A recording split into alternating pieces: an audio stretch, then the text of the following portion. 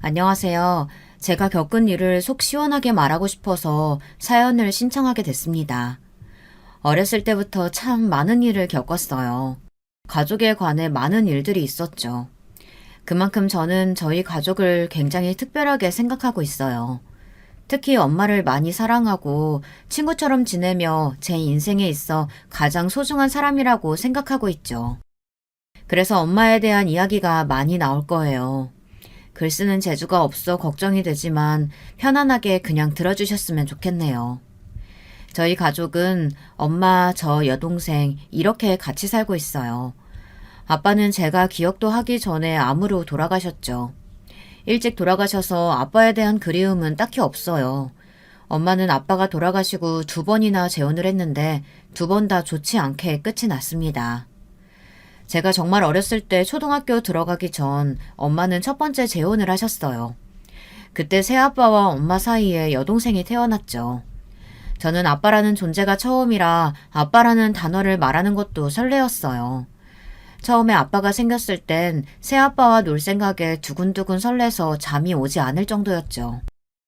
재혼 전 새아빠와 저는 늘 놀이터에서 함께 놀았어요.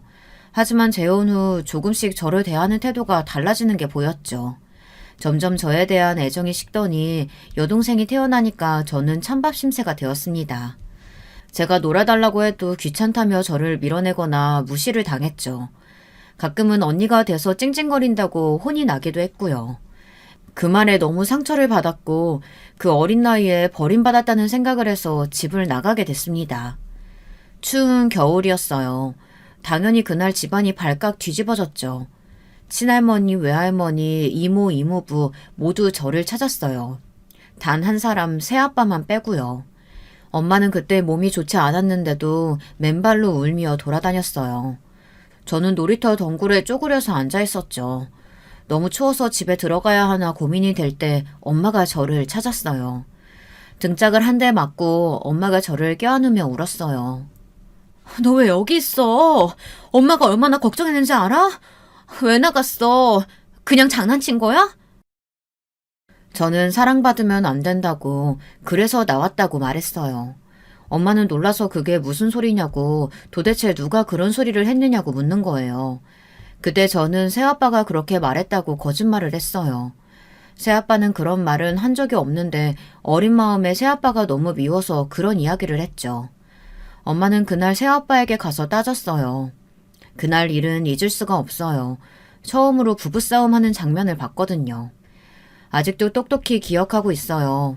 말다툼을 시작하다가 엄마가 갑자기 새아빠의 뺨을 때렸거든요. 그러자 새아빠도 엄마의 뺨을 때리며 서로 언성은 높아졌어요. 너무 심하게 싸워서 경찰이 올 정도였죠. 무서워서 귀를 막고 있다가 동생이 너무 울어서 달래주려고 나온 그 사이 새아빠가 던진 리모컨에 맞고 말았죠.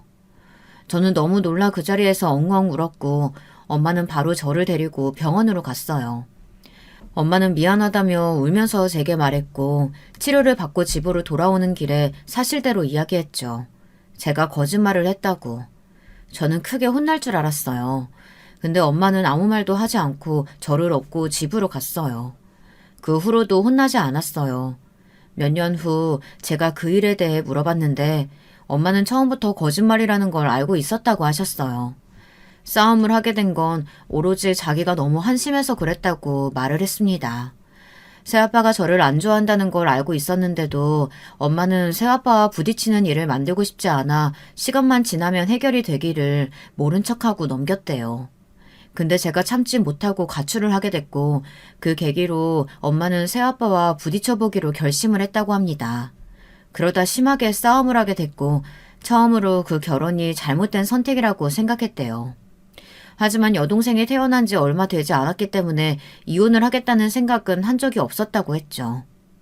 그렇게 잘 지냈으면 얼마나 좋았겠어요. 하지만 여동생이 2살이 되기 전 이혼을 하고 말았습니다. 하지만 새아빠만의 문제는 아니었어요.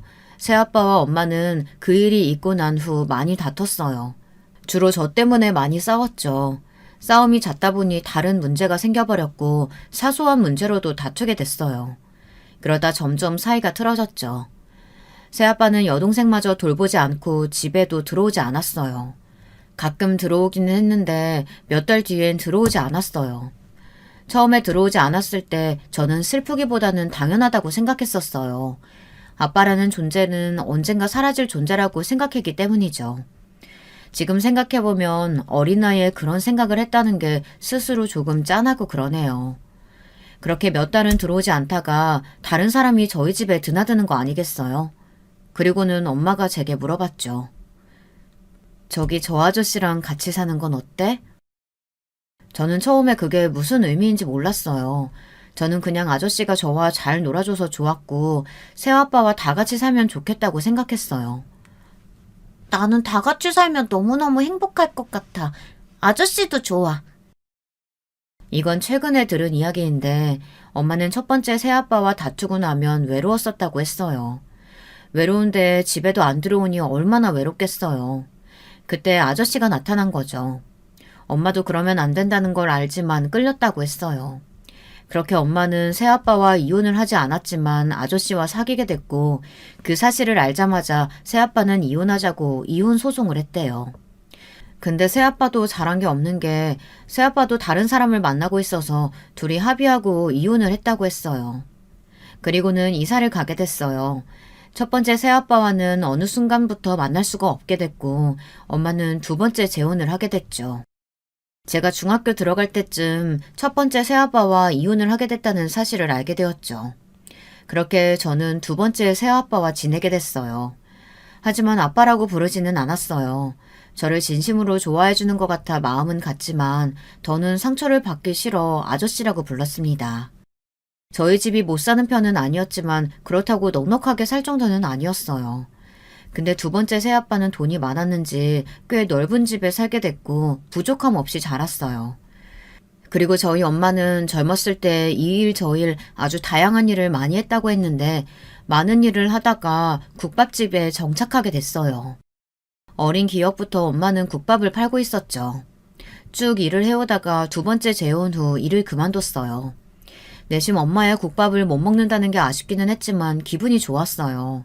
엄마가 일을 할 때는 혼자 쓸쓸하게 집에 있거나 아니면 외할머니 댁에 가서 동생과 같이 놀거나 엄마가 일하는 곳으로 놀러 갔죠. 하지만 엄마는 혹시나 제가 다칠까봐 오지 말라고 했어요. 그래서 자주 가지는 못했어요. 늘 저녁이 지난 시간이 돼야 엄마를 볼 수 있었죠. 저녁은 항상 외할머니와 동생과 먹었어요. 그래서 엄마와 저녁을 먹는 날만 기다렸어요. 꿈에서도 엄마와 저녁을 먹는 꿈을 꿨을 정도였으니까요. 하지만 일을 그만두고 나서는 하루도 빠짐없이 엄마와 새아빠와 동생과 같이 밥을 먹었죠. 저는 정말 행복했어요. 같이 밥을 먹을 수 있다는 것에 감사하며 매일 일기장에 저녁 메뉴들과 가족들끼리 어떤 대화를 했는지 적어 선생님께 자랑을 했죠. 하지만 행복이 있으면 또 불행이 있기 마련이죠.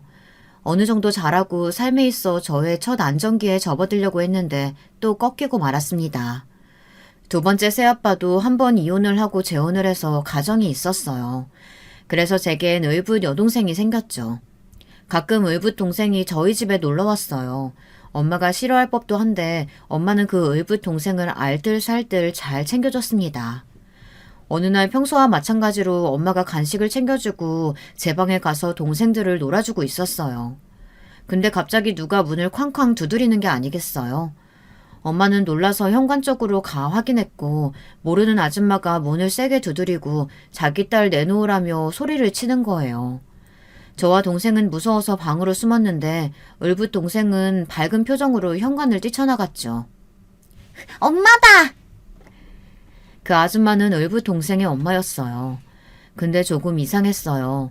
걸음걸이도 비틀비틀거렸고 이상한 냄새도 났고 말도 어눌하게 했어요. 술을 마시고 저희 집에 찾아왔었죠. 아줌마는 제 을붓 동생 이름을 계속 불렀어요. 그러다 저희 엄마 머리채를 잡고는 자기 딸 내놓으라고 소리를 치는 거예요. 이년아, 네가 내 딸도 뺏어가려고? 무슨 소리를 하시는 거예요? 이거 놓고 얘기해요. 저는 놀라 울면서 새아빠에게 전화를 했어요. 아저씨, 어떤 아줌마가 저희 엄마 머리 잡고 막 흔들어요. 어떡해요? 진정하고 무슨 일이야? 머리를 잡고 흔든다고?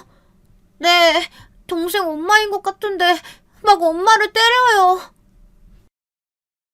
그 말을 듣고 새아빠는 집으로 바로 가겠다고 얘기하고 전화를 끊었어요. 새아빠가 오기 전까지 엄마와 아줌마는 계속 실랑이를 벌이고 있었죠. 분명 을붓동생이 아줌마를 불렀지만 취해 있어서 보이지 않았나 봐요. 계속 저희 엄마를 붙잡으면서 자기 딸 내놓으라고 말했어요. 몇 분 뒤 새아빠가 집에 오자 사건은 마무리가 됐어요. 아줌마는 새아빠를 보자마자 다른 사람처럼 미안하다고 자기가 잘못했다며 무릎을 꿇고는 오열하기 시작했어요. 그때 저는 사람이 이렇게 갑자기 확 변할 수 있다는 게 너무 신기했고 또 한편으로는 너무 무서웠어요. 새아빠는 한숨을 쉬며 아줌마와 을붓동생을 데려갔어요. 그날 처음으로 엄마와 두 번째 새아빠의 싸움 소리를 들었죠. 그날 밤은 너무 길었어요. 그 일이 있고 난 뒤 집안 분위기는 말이 아니었었죠. 엄마는 침대에 계속 누워있고 새아빠는 집에 오면 아무 말 없이 TV만 보고 있었어요. 제가 그렇게 좋아하던 저녁 시간은 사라졌죠. 저는 너무 서러워서 엄마에게 가서 말했어요. 엄마, 아저씨랑은 또 헤어지는 거야? 그럼 나 또 아빠 없어? 엄마는 그 말을 듣고 충격을 받았나 봐요. 저는 그 말로 엄마의 가슴에 대못을 박아버렸죠. 엄마는 저를 안고 그럴 일 없다고 다독여줬어요. 그리고 그날 밤에도 엄마와 새아빠의 소리가 들렸었죠. 그 다음날 엄마와 새아빠는 화해를 했는지 다시 화목한 분위기로 돌아왔어요. 다시 안정적인 인생을 살기 시작했죠. 몇 년 뒤 엄마는 다시 일을 하고 싶다고 말했어요. 새아빠는 커피숍을 차려줄 테니 거기서 일을 해보라고 말했지만 엄마는 국밥집을 차려 일을 하고 싶다고 했었죠. 예전 같았으면 좋아했겠지만 사춘기 때라 그런지 국밥집을 하는 엄마가 조금 창피했었어요. 친구들한테 이야기하기가 부끄러워서 그냥 커피숍에서 일을 하면 안 되느냐고 설득을 했죠. 하지만 소용이 없었어요. 엄마는 다른 일은 다 해봤어도 커피숍에서는 일을 해본 적이 없다며 제일 잘하는 일이 있는데 왜 커피숍을 해야 하는지 모르겠다며 커피숍은 죽어도 하기 싫다고 말하는 거예요. 저는 그럼 엄마와 말을 하지 않겠다고 말했어요. 정말 철이 없었죠. 국밥집 하는 게 뭐 어떻다고. 사춘기 때는 왜 그렇게 싫었는지. 어렸을 때는 그렇게 좋아했는데 머리 조금 컸다고 부끄러워하는 이유로 하지 말라고 말하니 엄마는 얼마나 속상했을까요? 지금 생각하면 그 행동들이 후회가 됩니다. 엄마는 결국 저를 이기지 못했어요.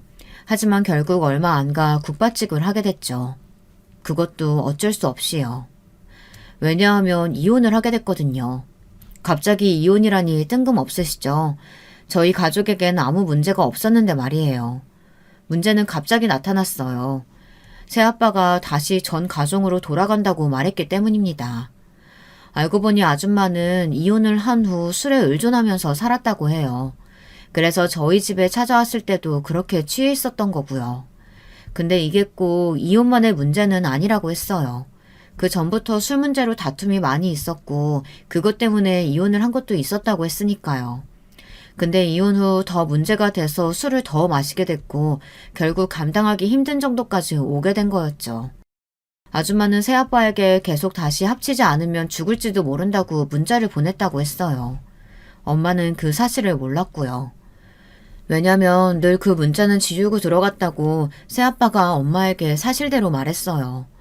새아빠는 모든 사실을 엄마에게 털어뒀고 자기 때문에 한 사람이 망치는 모습은 보기 싫다며 이혼하자고 말했어요. 그것도 저희가 보는 앞에서요.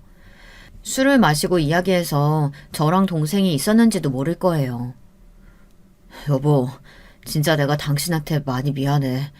근데 그 사람은 내가 없으면 죽을 것 같다는데 어떡해. 당신은 나 말고 자식들을 더 소중하게 여기잖아. 근데 그 사람은 아니야. 나만 봐. 그래서 왜 그런 말을 하는 건데? 진짜 미안해. 그냥 우리 없었던 걸로 살자. 없었던 걸로? 그게 말이 돼? 우리가 한 입을 덮고 잔 시간은? 그 시간을 없던 걸로 하자고? 그게 말이 돼? 내가 정말 미안해. 미안해. 정말 미안해. 근데 나도 이제는 이렇게 못 살겠다. 아무리 당신 자식 이뻐해주려고 해도 내 자식보다는 이쁘지가 않고 또 엄마는 아빠의 뺨을 때렸어요. 저는 그 말을 듣고 생각보다 덤덤했어요. 행복해도 언젠가 이런 날이 오겠지 상상을 해서 그런지 생각보다 상처받지 않았죠. 문제는 동생이 상처를 많이 받기는 했지만요. 이혼해. 그럼. 그렇게 엄마의 두 번째 재혼은 마치게 됐어요. 엄마는 이혼과 동시에 국밥집을 차려 장사를 하기 시작했어요. 저는 그 시기쯤 많이 방황했어요. 엄마 말은 듣지도 않고 외박은 밥 먹듯이 하고 나쁜 친구들과 어울려 술도 마시고 참 안 좋은 행동들은 다 한 것 같아요. 엄마 속을 썩일 대로 속였죠. 다행히 동생은 얌전하고 공부도 곧잘해서 엄마 속을 썩일 일은 없었어요. 저만 엄마를 힘들게 했죠. 그러다 정신을 차리게 된 건 엄마의 술 마시는 모습을 보고 정신을 차리게 됐어요. 물론 처음부터 정신을 차린 건 아니지만요. 처음에는 엄마가 장사 끝나고 같이 일하던 이모들이랑 술을 마셨는지 술 냄새를 풍기며 들어와 저희에게 이야기했어요. 내가 너 때문에 못 산다, 못 살아. 언제 철들래? 네 동생 봐라, 얼마나 잘하니? 좀 철 좀 들어. 처음 보는 엄마의 모습에 당황했지만 매일 듣는 잔소리라 짜증이 나 집을 나갔었어요. 그리고 이틀 동안 집에 들어가지 않았죠. 다음날 엄마가 학교 앞에서 기다리고 있었어요. 저는 무시하고 친구들과 놀러 갔죠. 그날 엄마는 또 술을 마시고 들어왔습니다. 그 모습을 보고 제 자신한테도 답답하고 엄마도 답답해서 집을 나갔어요. 집을 나왔는데 마땅히 얘기할 친구가 없는 거예요. 진짜 힘들 때 말할 친구가 없다는 게 슬프기도 했고 방황하는 제 자신이 너무 한심해서 눈물이 났어요. 저는 어렸을 때 놀던 놀이터에 쭈그려 앉아 눈물을 훔치고 있었죠. 그러다 누군가가 제게 괜찮냐고 물어봤어요. 예쁘장하게 생긴 제 또래 여자아이였죠. 괜찮다고 말을 하면 되는데 그날따라 누군가에게 말하고 싶어 괜찮지 않다고 말했어요. 차라리 모르는 사람한테 말을 하면 속이 시원할까 싶어 솔직하게 얘기를 하게 됐죠. 그리고 그 여자아이가 제 앞에 앉는 거예요. 들어줄 테니 말해보라고요. 말해봐요. 나도 오늘 진짜 힘들었는데 서로 힘든 얘기 해볼까요? 왜인지 모르게 그 사람이 편하게 느껴졌어요. 저는 이때까지 있었던 일들과 방황하는 제 자신이 너무 싫다고 얘기했죠. 그러고는 그 아이도 자기 얘기를 했어요. 신기하게도 그 아이와 제 삶이 너무 비슷한 거예요. 그래서 뭔가 마음이 갔나 싶기도 했어요. 근데 저는 제 또래인 줄 알았는데 알고 보니 간호사였던 거예요. 직장에서 따돌림을 당해 많이 힘들다고, 집에서도 힘든데 직장에서까지 따돌림을 당하니 많이 힘들다고 울기 시작했어요. 저는 언니를 꼭 안아주며 힘들면 저한테 말하라고 했죠. 언니는 고맙다며 다음에 밥이라도 먹자고 하더라고요. 오히려 제가 고맙다고 말했어요. 나이 차이가 나기는 했지만 속 얘기를 털어둘 친구가 생겨 너무 좋았거든요. 제게 말을 걸어줘서 너무 고마웠죠. 다음날에도 엄마는 학교 앞에서 기다리고 있었어요. 그날 용기를 내서 엄마에게 말을 걸어볼까 생각을 했는데 마음처럼 쉽게 되지는 않았어요. 그래서 엄마를 무시하고 친구들과 노래방을 갔죠. 그날 엄마는 또 술을 마시고 들어오더라고요. 계속 술을 마시고 들어오니 걱정이 되더라고요. 분명 제가 잘못했으니 속상해서 마셨을 거라 생각하고 사과하기로 결심을 했습니다. 하지만 그때 왜 이리 솔직하지 못했던지 술 좀 그만 마시라고 짜증만 냈어요. 저는 당연히 엄마가 잔소리를 할 거라고 생각했어요. 근데 갑자기 엄마가 미안하다고 내가 잘못 키운 것 같다며 저를 안아주는 거예요. 순간 저는 눈물이 왈칵 쏟아졌어요. 엄마가 미안하다. 너가 힘들 수 있다는 걸 엄마가 생각을 못한 것 같아. 내가 남자 잘못 만나서 네가 얼마나 고생을 하니. 미안하다. 미안해. 저는 엄마를 안고 펑펑 울었어요. 그날 저는 정신을 차리고 엄마에게 사과를 했어요. 그리고는 바로 언니에게 고맙다고 덕분에 엄마와 화해할 수 있게 됐다고 문자를 보냈죠. 문자를 보내고 하루 뒤 언니에게 전화가 왔어요. 언니, 나 엄마랑 화해했다? 나 이제 정신 차렸어. 언니 덕분이야. 아, 저 지연이 엄마인데요. 아, 네, 어머니, 안녕하세요. 다른 게 아니고 지연이가 마지막으로 편지를 쓰고 떠났는데 그때 친구 이름이 적혀 있어서 고맙다고 전해달라고 해서 지연이 폰으로 전화를 했어요. 고마워요. 내 딸 이야기 들어줘서. 아니에요. 제가 힘들 때 언니가 먼저 와서 얘기 들어줬는걸요.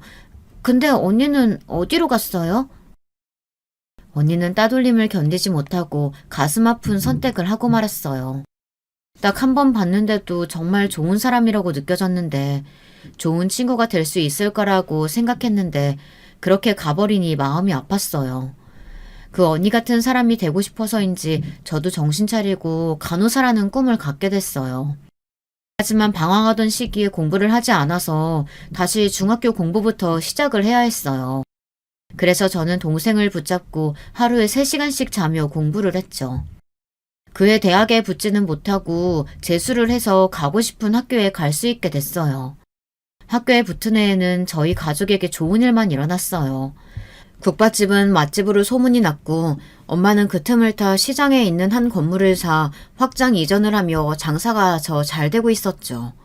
동생은 늘 1등을 놓치지 않았고요. 저희 가족은 더욱더 사이가 좋아졌어요. 저는 졸업하고 바로 취업을 할 수 있게 됐어요. 너무 힘들었지만 제가 하고 싶었던 일이었기에 버틸 수 있었죠. 일을 잘 다니고 있으니 저도 슬슬 연애를 해야겠다는 생각을 했어요. 그때 마침 직장 동료가 제게 소개팅을 해보지 않겠느냐고 말했어요. 친구가 제 사진을 보고 마음에 든다고 소개해달라고 했다지 뭐예요. 심지어 의사라고 하니 처음에는 솔깃했는데 부담스러워서 거절을 했어요. 근데 동료가 한번 만나보라며 부탁을 하는 거예요. 그래서 어쩔 수 없이 소개팅을 나가게 됐죠. 소개팅을 나가게 됐는데 생각보다 너무 괜찮은 사람이더라고요. 그래서 한 번 더 만나게 됐고 사귀게 되었어요. 둘 다 바쁘고 일하는 시간대가 달라 많이 보지는 못했지만 그래도 저희는 만나면 만날수록 결혼을 확실했어요. 오랜 기간 동안 연애를 하고 남자친구는 제게 프로포즈를 했어요. 저는 당연히 승낙을 했고 결혼을 약속했어요. 물론 남자친구가 개인 병원을 내고 싶다고 해서 조금 안정이 되면 결혼을 하자고 했고 그 전에 부모님께 인사 먼저 드리자고 했죠.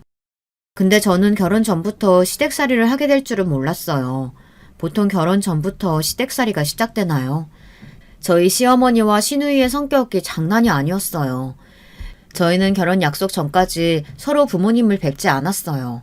그냥 가끔 명절 선물, 생신 때 선물을 보내는 것 말고는 없었죠. 결혼 후 처음 뵙는 거라 긴장이 됐어요.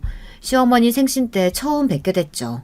근데 웬걸 처음부터 제게 요리 좀 도와달라며 말을 하지 뭐해요. 처음 인사하는 자리라 저도 뭐 도와드릴 건 없을까 눈치 보는 것보단 낫다고 생각은 하지만 당연하게 생각을 해서 당황했죠. 남자친구도 시어머니의 말에 당황했는지 자기가 도와주겠다고 나섰지만 남자는 주방에 있는 거 아니라며 저를 주방으로 데려갔어요. 그래, 아가씨는 집에서 요리를 좀 하나? 집에 있을 시간이 많이 없어서 거의 사 먹어요. 그래도 요리하는 거 좋아해서 쉬는 날엔 요리 좀 해먹기는 해요. 요즘 젊은 사람들은 계속 배달시켜 먹거나 밖에서 먹고, 아휴, 아가씨도 이참에 우리 집에 와서 요리 좀 배워. 시어머니는 갑자기 제게 요리를 배우라고 하는 거예요. 거절은 못하겠고 결혼 약속도 했으니 안 볼 사이도 아니고 난감했어요. 그때 마침 시누이가 들어와서는 한 소리 해줬어요. 엄마도 참 무슨 소리 하는 거야. 요리를 여기서 왜 배워? 저는 시누이라도 괜찮은 것 같아 다행이라 생각했죠. 그런 건 자기가 알아서 해야지. 나는 제 마음에 안 든다니까. 우리 집에 부르지 마.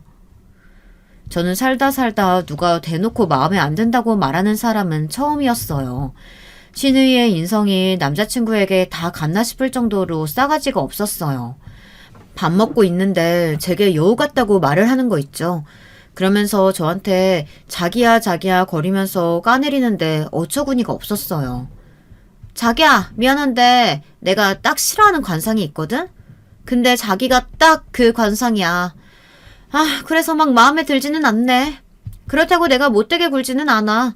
그냥 싫으면 말을 안 걸거든. 너무 상처받지 말고 내가 이렇게 느끼고 있다는 걸 말해주고 싶어서. 내가 워낙 솔직한 사람이라. 남자친구는 그게 무슨 무례한 말이냐며 면박을 주었지만 꿋꿋하게 무례한 발언을 했어요. 근데 왜 올케라고 불러야 하나? 아, 결혼 안 할지도 모르는데 내가 올케라고 해야 돼? 오글거리게. 그냥 자기라고 부르다가 내가 편해지면 올케라고 부를게. 괜찮지? 자기는 그냥 편하게 형님이라고 불러. 그리고 내 동생 어디가 좋아서 사귄대? 의사라서 좋은가? 속물인 거 아니야? 신우이는 제게 속물이네 뭐네 말이 참 많았어요. 사람 앞에 두고 그런 말을 하는 게 어이가 없지 않나요? 이런 신우이가 있을까요? 계속 표정이 굳어있으니 남자친구가 신경이 쓰였나 봐요. 남자친구는 그날 미안하다고 사과를 했고 저는 알겠다고 하고 빨리 집에 돌아가자고 말했어요. 집에 돌아가자 저는 기진맥진되어 바로 잠이 들었죠. 그 다음날 모르는 번호로 부재중이 와 있었어요. 쉬는 날이라 받지 말까 생각하다가 혹시 몰라 다시 전화를 걸었죠. 아니 근데 시어머니의 번호였더라고요. 시어머니 전화를 받아 아차 싶었어요. 시어머니는 제게 점심 같이 먹고 쇼핑을 좀 하자고 저를 불렀어요. 할 수 없이 나갔고 어머님과 같이 밥을 먹게 됐죠. 그래도 그 전날보다는 심하지 않았어요. 신우이가 없어서 그런지 평화로웠죠. 저는 저에 대해 물을까봐 긴장을 했지만 신우이에 대한 이야기 빼고는 하지 않았어요. 미정이 걔가 좀 그래. 오냐오냐 키워서 할 말 다 하고 사는데 네가 좀 봐줘라. 알겠지? 시어머니는 신우이를 감쌌고 저는 하는 수 없이 알겠다고 했어요. 그리고 쇼핑을 하러 갔는데 마트를 가는 게 아니겠어요. 쇼핑이라고 하면 저는 당연히 옷을 볼 줄 알았죠. 제 손에는 어느새 당면, 소고기, 표고버섯, 부추가 들려 있었어요. 장을 다 보고 어머님이 제 집에 가서 요리를 하자고 하는 겁니다. 순간 잘못 들은 줄 알고 다시 되물었죠. 저는 엄마와 여동생과 함께 살고 있었기 때문에 힘들 것 같다고 했어요. 시어머니는 떨떠름한 표정을 하고는 자기 집으로 가자고 말했어요. 졸지에 시어머니 집에 가서 요리를 하게 됐죠. 제가 엄마를 닮아 요리 솜씨는 있는데 귀찮아서 잘 안 하거든요. 남의 집에 와서 제가 요리를 하게 될 거라고는 상상도 못했어요. 시어머니는 계속 저에게 잔소리를 하며 꼬투리 잡을 게 없는지 눈에 불을 켜고 보고 있더라고요. 다행히 곧잘해서 무사히 넘겼죠.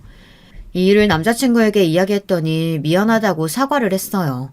남자친구의 잘못은 아니지만 기분이 좋지는 않았죠. 결혼 전부터 이러는데 결혼 후에는 어떨지 상상만 해도 끔찍했죠. 그래도 딱 저만큼만 했어도 제가 폭발하는 일은 없었을 거예요. 점점 저는 쌓이고 말았죠. 한날은 만두를 빚자며 저한테 전화가 왔어요. 그리고는 제게 엄마가 뭘 하시는지 가족에 대해 물어봤어요. 처음 만날 때 당연히 물어볼 줄 알았는데 안 물어보셔서 남자친구가 다 말했다고 생각했는데 모르고 계셔서 당황했죠. 저희 엄마는 국밥집에서 일하고 있어요. 그리고 지금 여동생이랑 어머니랑 같이 지내고 있고요. 국밥? 그 국밥? 그럼 아버지는? 아버지는 어렸을 때 돌아가셨어요. 저는 딱히 재혼과 이혼을 말할 필요가 없다고 느껴 말하지 않았어요. 그래, 국밥집이면 그래도 크게 국밥 사업이라도 하시나? 아니요, 그냥 시장에서 국밥 팔고 계세요. 그때 시어머니의 표정은 굳어가기 시작했어요. 표정이 1초에 한 번씩 썩어가기 시작했어요. 옆에 있던 신우도 그 이야기를 듣고는 난리가 났죠. 저것 봐, 내가 뭐라고 했어. 내가 별로라고 했잖아. 국밥 한다니 말이 돼? 비린내 나는 거 아니지? 우리 집안에 국밥집이라니 말이 안 되잖아. 형님, 말이 너무 심하신 거 아니에요? 아니, 얘는 틀린 말 한 것도 아니구만. 너는 애가 예의 없게 어디서 어른 앞에서 짜증을 내니? 시어머니는 엄마를 들먹이며 제게 뭐라고 하셨어요. 저는 여기서 더 하게 된다면 엄마 이미지와 제 이미지가 좋지 못할 것 같아 그만두기로 했죠. 됐다. 아휴, 이런 며느리가 들어오니 내가 전생에 무슨 죄를 지었길래 이런 애가 우리 집에 들어왔을까? 시어머니는 크게 혼잣말로 중얼중얼 거렸죠. 사돈은 그날 장사해야 하는 거 아니니? 외출이라도 올려드려야 해? 그렇게라도 장사해야지. 안 그러니? 시어머니는 저희 엄마 식당에서 상견례를 하자고 하는 게 아니겠어요. 그건 아닌 것 같아서 제가 잘 거절을 했죠. 또 하루는 신우이 생일이라고 저를 부른 거예요. 신우이는 저를 싫어해서 당연히 안 부를 줄 알았는데 이젠 저를 괴롭히려고 작정을 했는지 저를 부르더라고요. 외식을 하는 것도 아니고 집으로 불러 요리를 하게 됐고 설거지, 청소, 잡일은 다 시켰어요. 남자친구는 일 때문에 늦게 와서 이 모습은 보지 못했었죠. 어머니가 장사한다고 이런 잡일은 다 잘하나 봐? 어릴 때부터 많이 했나? 저는 대답할 가치를 못 느껴 답도 하지 않았어요. 그러면서 은근슬쩍 엄마를 무시하는 말을 하더라고요. 국밥집 하면 집에 갈 때도 냄새 안 나냐, 시장 같은 곳에서 장사하면 쥐나 바퀴벌레들 많지 않냐, 위생적이냐, 꼬치꼬치 물어보더라고요. 설마 엄마 앞에서도 이런 말을 할까요? 시댁에 대한 말을 하려면 끝도 없어요. 하루는 또 제가 재혼 가정에서 자랐다는 걸 알게 됐죠. 어쩌다 보니 저희 어머니에 대해 물으시더라고요. 그때 저는 거짓말은 못하니 사실대로 말했습니다. 처음에는 그냥 한 번만 재혼했다고 말하려고 했는데 어쩌다 보니 재혼을 2번 했다는 걸 말할 수밖에 없었죠. 그때 난리가 났습니다. 재혼을 2번이나? 아니 사돈 뭐 어디 문제 있는 거 아니니? 어머니 무슨 말을 그렇게 하세요. 말이 너무 심한 거 아니세요? 얘는 심하긴 뭐가 심해. 애 보고 자라온 게 있을 텐데 너랑 살다가 이혼이라도 하면 그때는 어쩌라고. 나 여기서 더 얘기하면 못 참을 수도 있어. 그러니 그만해. 어머니 저희 먼저 나가겠습니다. 저희는 사이가 더 안 좋아졌죠. 이렇게 있다가는 결혼 전부터 안 좋아질 것 같아서 작은 선물을 준비했어요. 남자친구랑 오랜만에 제주도로 여행을 가게 됐어요. 제주도에 있는 귀여운 소품들, 면세점에서 신우이에게 어울리는 립스틱, 시어머니에게 어울릴 것 같은 스카프를 준비해 선물로 줬었죠. 하지만 탐탁지 않아 하는 게 보이더라고요. 신우이는 저보고 센스가 없다고 자기는 이런 립 잘 안 바르는데 한번 발라보겠다며 말을 하는데 분명 비슷한 색이 있는 걸 보고 사왔는데 그런 말을 들으니 기분이 좋지는 않았어요. 그 일뿐만 아니라 어디 갔다 오면 챙겨주고 선물을 줬는데 듣는 말은 고맙다가 아닌 필요 없다, 돈이나 아껴라 등 이런 안 좋은 말뿐이었어요. 물론 정말 걱정으로 그런 말을 하시는 분도 있지만 시어머니와 시누이의 말은 그런 게 아니었죠. 정말 왜 이러는 걸까요? 저도 참고 싶어서 참는 건 아니었어요. 남자친구를 너무 사랑하고 시댁 때문에 헤어질 수는 없다고 생각했는데 그날 처음으로 남자친구와 파혼을 해야 하나 고민을 했죠. 결혼을 하더라도 시댁이 계속 저런 식으로 나온다면 저는 참지 못하고 이혼을 할 것 같았거든요. 하지만 제가 남자친구를 너무 좋아하고 일 때문에 마음고생을 하고 있어서 힘들게 하고 싶지는 않았거든요. 드디어 걱정되던 상견례 날이 다가왔어요. 시누이와 시어머니는 명품으로 휘감고 왔더라고요. 조금은 당황스러울 만큼 화려하게 입고 왔어요. 누가 봐도 명품 입었다고 자랑을 하는 것처럼요. 오히려 단정하게 입은 저희 엄마가 더 고급스러워 보였죠. 안녕하세요. 처음 뵙겠습니다. 말씀 많이 들었어요. 네, 저도 말씀 많이 들었어요. 처음에는 어색해서 그런지 조용했어요. 그리고 밥이 나오고 분위기가 조금 풀리자 서로 이야기를 나누기 시작했어요. 국밥집 하신다고요? 아, 네. 예전부터 국밥집에서 일을 했는데 그만뒀다가 다시 하게 됐죠. 언제 한번 오세요. 저희 국밥집이 맛있다고 소문이 났거든요. 그런데 좀 양심이 없으신 거 아니에요? 누나! 신우이는 결국 사고를 치고 말았어요. 갑자기 양심이 없다니 그게 무슨 소리인가 싶었죠. 아니, 우리 집안이 어떤 집안인데 국밥집 하는 집안이랑 결혼을 해야겠어. 저는 엄마가 뭐라고 말 못할 것 같아서 대신 말해주는 거예요. 형님, 그전에도 말했지만 말이 너무 지나치신 거 아니에요? 저희도 그래도 살 만큼 살아요. 그래요, 사돈. 제가 이런 말은 안 하고 싶었는데 조금 저희 집이랑은 안 맞는 것 같네요. 안 맞는다니요? 저희가 국밥집을 하고는 있지만 넉넉하게 혼수 준비하고 애들 도와줄 능력은 됩니다. 그런 식으로 얘기하니 기분이 안 좋네요. 시어머니는 갑자기 저희 가정사를 꺼내기 시작했어요. 그리고 재혼하셨다고 했는데 한 번도 아니고 2번이라뇨. 그것부터도 뭐 어떤 가정에서 자랐는지 보이더라고요. 그럼 사돈댁은 왜 이혼을 당하신 건데요? 엄마는 참지 못하고 시어머니의 치부를 들춰내고 말았어요. 시어머니는 이혼을 당한 거거든요. 시아버지가 시어머니의 성격을 못 참고 이혼을 요구했죠. 시아버지도 의사라 남자친구는 시아버지에게 의존을 많이 했어요. 저는 늘 시어머니와 연락하며 지내는지 궁금했어요. 시아버지와도 식사를 한 적이 있는데 굉장히 젠틀하셨거든요. 그러면 시어머니보다는 시아버지와 살고 시어머니와는 멀어질 법도 한데 어머니는 어머니인가 봅니다. 미워도 성격이 그래도 챙기는 것을 보면 제가 이 이야기를 엄마에게 했을 때 절대로 아는 척하지 말라고 이야기했는데 엄마도 화가 나 그만 얘기를 하고 만 것이죠. 아니, 그런 얘기까지 했어요? 와, 얘 완전 입도 가볍네. 야, 너 뚫린 입이라고 그렇게 자유분방하게 말하는 거니? 이게 보자보자니까. 뭐? 너 지금 나한테 얘기한 거야? 이게 싸가지 없이. 아휴, 못 사는 애들은 이래서 문제라니까. 너 지금 우리 보고 못 산다고?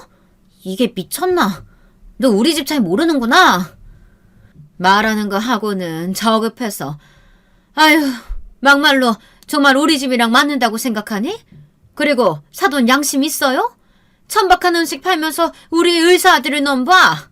아니, 급도 좀 맞아야 결혼을 하지. 국밥 팔면서 뭐가 자랑이라고. 지금 말 다 했어요? 저도 이런 집안에 우리 애 안 주고 싶네요. 누가 누구 보고 저급하다고 하는 건지. 저희는 밥을 먹다가 말고 나오게 됐어요. 사돈, 아니, 그쪽도 우리 입장이랑 똑같으니까 갈라서면 되겠네. 참, 빌부터도 모자랄 판에 자존심 세우기는. 저도 너무 화가 났지만 이 상황을 바꾸기 위해 엄마를 달래봤어요. 남자친구도 저와 같은 상황이라 저희는 정신이 없었죠. 그때 누군가가 저희 엄마에게 말을 걸어왔어요. 아이고, 사모님 잘 지내셨어요? 여기서 밥 드셨어요? 말하시지. 서비스라도 드리는 건데. 뭐라도 좋은 거 내드렸죠. 뭐야, 이 사람이 누군데 서비스를 주냐 말이야. 단골? 단골하기엔 좀 비싼 곳인데. 꼴에 장사한다고 뭐 음식 탐방이라도 다니나? 아니, 이 아가씨가 어른한테 그게 무슨 말버릇이야? 당연히 여기 건물주인데 서비스라도 드려야지. 뭐? 여기 건물주? 엄마, 그게 무슨 소리야? 여기에도 건물이 있었어? 엄마는 우리가 오늘 상견례한 식당 건물의 건물주였어요. 저도 몰랐어요. 동생은 알고 있었고요. 어떻게 된 일인가 싶었는데 알고 보니 두 번째 새아빠에게 받은 건물이었어요. 엄마는 제게 말하지 않았고 동생은 어쩌다 알게 됐다며 제게 말을 했죠.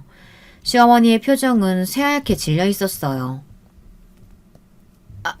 사돈, 그게 아니고, 아니.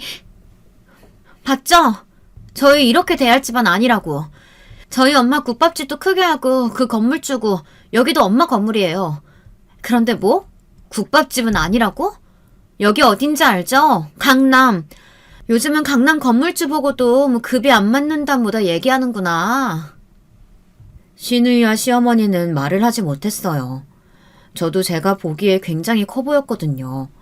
시어머니는 충격이 컸는지 바로 집으로 가셨고 남자친구는 엄마에게 죄송하다며 연신 사과를 하고 돌아갔죠. 저는 엄마에게 왜 말을 안 했느냐고 물어봤어요. 엄마는 나중에 결혼하고 말을 해줄 생각이었대요. 부담스러워할까봐 말을 못했다고요.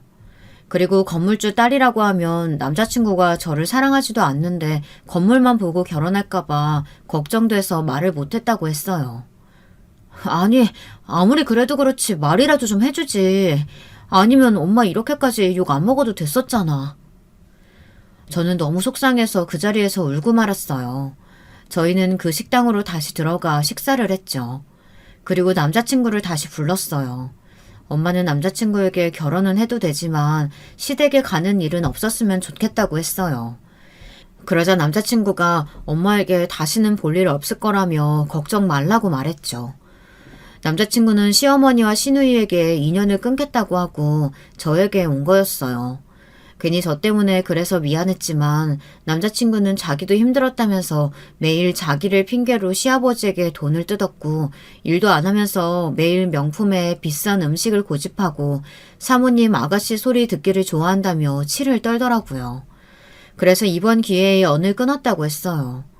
그리고 엄마가 건물에 병원 자리가 있다고 들어오라고 말을 하고 저희는 결혼 날짜를 잡았죠. 이렇게 행복하게 끝이 났다면 좋았겠지만 시어머니는 끈질기게 저에게 전화를 했어요.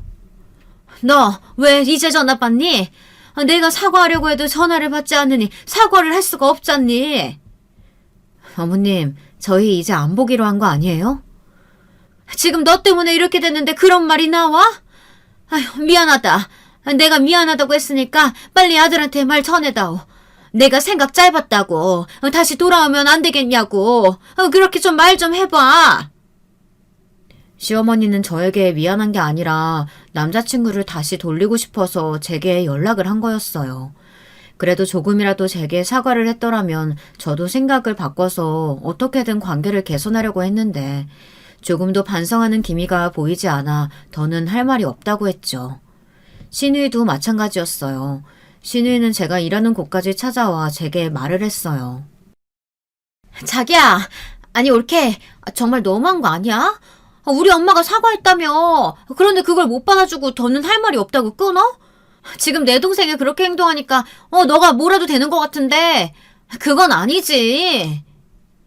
형님, 사과하는 게 그런 거라면 저는 못 받아요. 그게 사과예요? 그리고 제가 뭐라도 된다뇨. 여전하시네요. 더는 연락하지 마세요.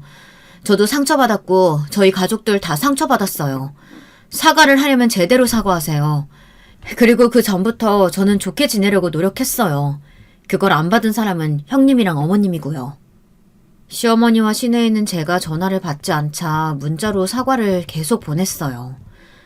아가, 미안하다. 내가 생각이 짧았다. 올케, 미안해. 그동안 내가 말이 너무 심했지? 제대로 사과할게. 그러지 말고 전화 좀 받아. 동생이 우리 차단해둬서 전화 못 건단 말이야. 지금 연락할 수 있는 사람은 자기뿐이야. 미안해. 저는 더는 보고 있기 힘들어서 남자친구에게 이야기를 했고 남자친구는 차단을 하라고 해서 차단을 했어요. 근데 차단을 하자 시어머니와 시누이는 엄마 건물에 찾아왔어요. 엄마가 일하는 곳은 모르니 상견례에 있는 건물로 찾아온 거죠. 찾아와서 저와 엄마를 찾았어요. 관리해주시는 분도 어지간히 귀찮았는지 엄마에게 전화를 해봐야 할 것 같다며 이야기를 했죠.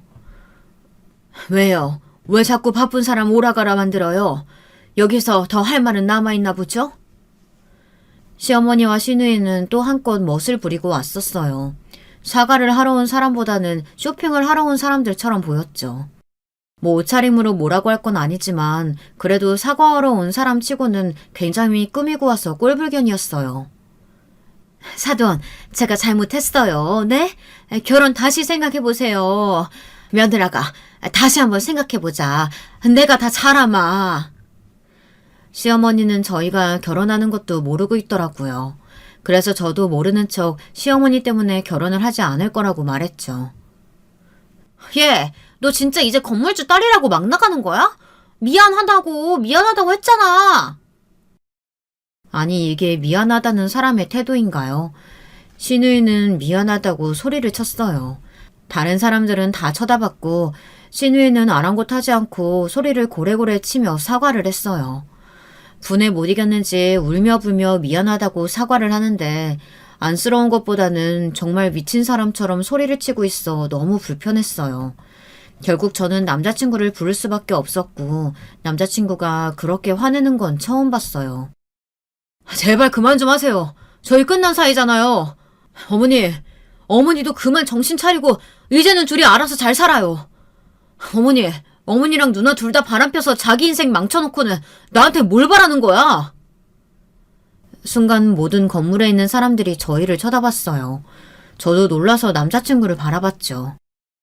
나중에 한 번 더 찾아오면 이것보다 더 크게 말할 거야. 어딜 가도 이 사실을 말하고 다닐 거라고. 그러니까 다시는 찾아오지 마세요. 알고 보니 시어머니가 이혼을 당한 건 시어머니의 바람 때문이었고 신우이는 결혼을 약속한 사람이 있었는데 다른 사람이랑 바람이 나서 파혼을 당했다고 했어요. 심지어 신우이의 약혼남은 남자친구와 제일 친한 친구였는데 바람이 나서 그 친구와 사이가 틀어졌다고 했어요. 시어머니는 잘 사는 집안에서 태어나 저희 시아버지와 소개를 받아 결혼을 하게 됐다는데 그 전부터 좋아했던 사람이 있었다고 했었죠. 하지만 시아버지가 의사였기 때문에 어쩔 수 없이 결혼을 하게 됐고 그 사람과는 몰래 만났다고 했어요. 그리고 더 충격적인 사실은 신우이는 시아버지의 친자식이 아니라 시어머니와 바람난 그 사람과의 자식이었고요. 의심을 하지 않았지만 나중에 아이가 생기지 않아 저희 남편을 입양하게 된 거였죠.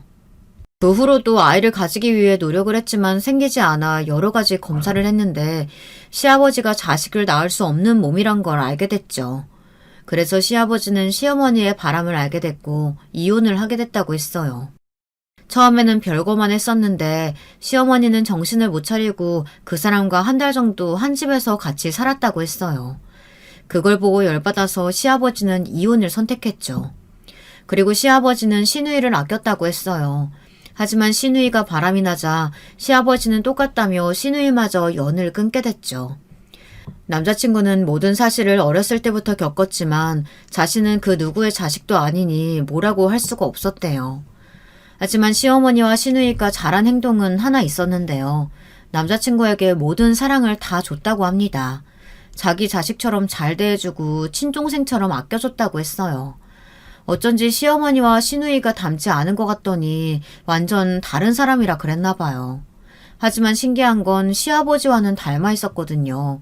성격도 부드러운 게 참 많이 닮아 있었죠. 미안해, 말 못해서.